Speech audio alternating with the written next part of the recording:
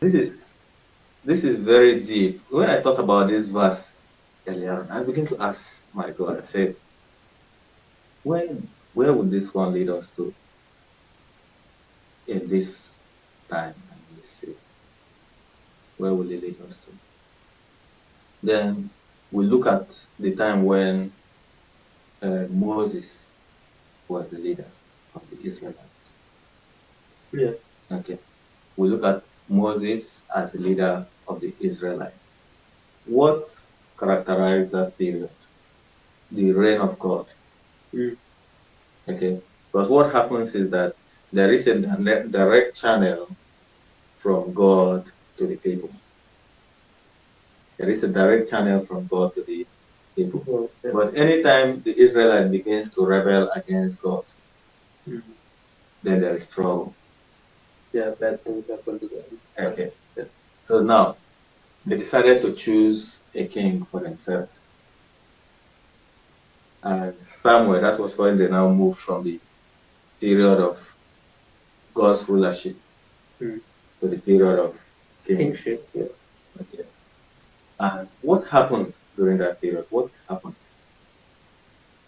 Let's get that Samuel. Yeah, I remember it. When God was saying that to Samuel, yeah. the people did not reject you, it is me that they have rejected. I remember they were worshipping the bronze serpent. No, not that one now. So there was a place where the people came to Samuel and they said that they want a king. Okay. Because they were looking at other nations and seeing the way other nations do their things. And they said, oh, we want a king.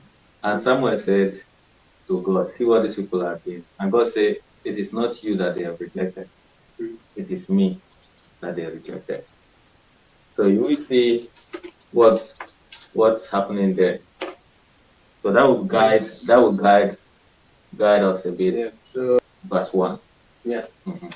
So this is 1 Samuel 8, King James Version. Yes.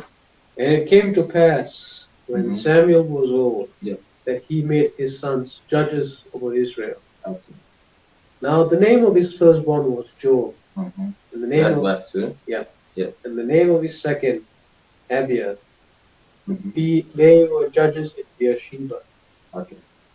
And his sons walked not in his ways. Yeah. So now let's watch first, okay? What happened was Samuel was old. So until his old age, he was still the leader of the Israelites, the judge Israel for the years that he lived. Okay, up to that time when he was old. But at his old age, he decided to make the work easy for himself. And he what? He made his sons judges over Israel. Okay, so now let's go. Yeah. And his sons walked not in his ways. So that is verse what? 3. Verse 3. But turned aside after Luther.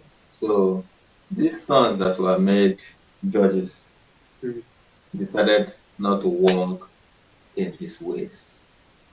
Okay, so when we say that people decide not to walk in a way, it means that there is a way which this man of God ruled the people. Yeah. Now, but the sons coming right now have decided not to walk in that way. Okay, so they decided not to walk in his ways. But turned aside after Luther. They turned aside.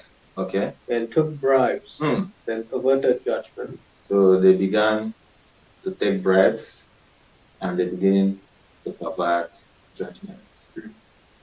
Okay. So this is, if you watch, this is not the way of the Lord.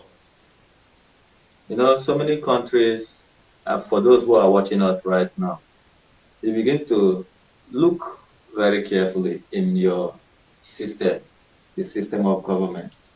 Okay. If they have decided to walk in their own ways, not the way of the Lord, as shown by the prophet Samuel, they will begin to turn aside and take bribes. You know, so when I started this, I was thinking, that's why I was thinking, now God, why are you talking about Africa? I think it's every country to some extent. Okay, Corruption is so everywhere. most countries are going to be like that. This is when they begin to turn to their own ways and not the way of God. Yeah. And he said they turned aside Mm. and took bribes and perverted judgment. Okay, they took bribes and perverted judgment. So most countries, well, I'm speaking based on where I'm coming from, you know. You understand? And everyone has their own experience to share. Yeah. Because people are asking, why is it that our nations are weak? Why is it weak? Why is it weak? They've decided to walk in their ways.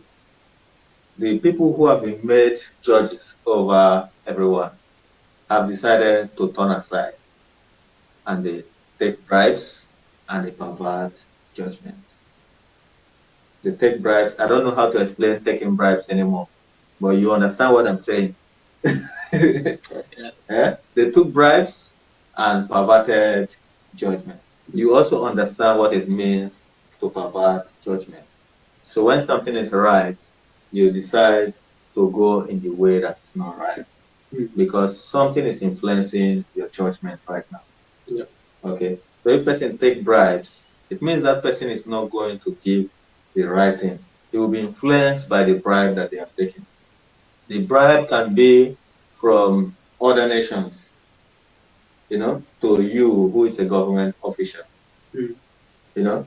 And when it's coming from other nations to you who is a government officer, you open up a door which was not supposed to be opened to other nations. You open up a door which was not supposed to be opened to other nations. Yeah. If it is a door of, you know, when a nation is supposed to check correctly the, let's say, substance coming into the country. It can be a food item, it can be a drug, it can be medicine, can be medicinal, whatever. Okay.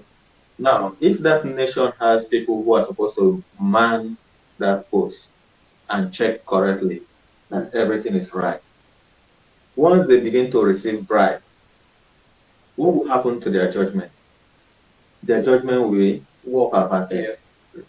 Okay. So they will not be able to now say there's something wrong about this medication.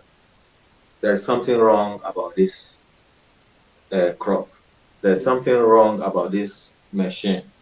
There's something wrong about this good.